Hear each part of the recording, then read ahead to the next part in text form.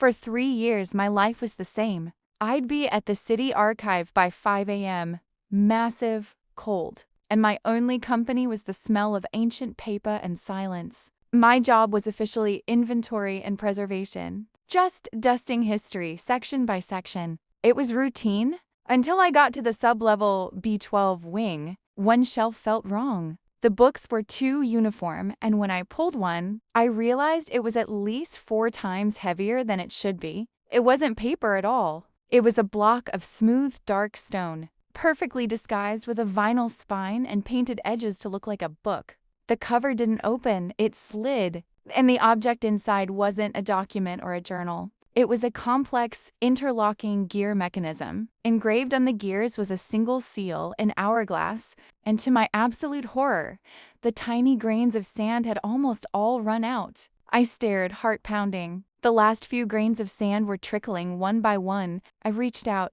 desperate to stop it, but knew I couldn't. Then, silence. The final grain dropped. The entire gear mechanism locked with a sound like a tiny final click. That wasn't the worst part.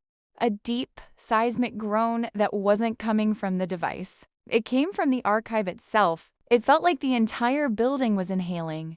Dust fell from the ceiling.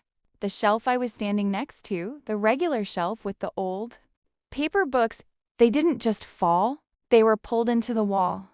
The device didn't signal an end. It signaled a shift. The archive wasn't a repository for history. It was a door, and I just closed it.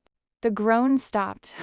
The books were sucked into the wall. I was alone, standing in a space that felt identical, but was utterly silent. I sprinted upstairs, heart hammering against my ribs. I needed to see the sun, the street, proof the world was still normal.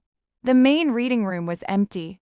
No staff, no patrons. Just tables set for a lunch that happened yesterday? Or maybe I found the main door. It wasn't locked. It was sealed. Not with a lock, but with smooth, cold gray rock that had oozed into the frame. The hourglass didn't close a door. It isolated a section. I was in a bubble. The stone book was meant to trap whoever found it. Then I saw the stone books on the wall shelf. All the original ones were back, but the empty space where I found mine, was now filled by a new one, still warm to the touch. Watch the full video on my channel.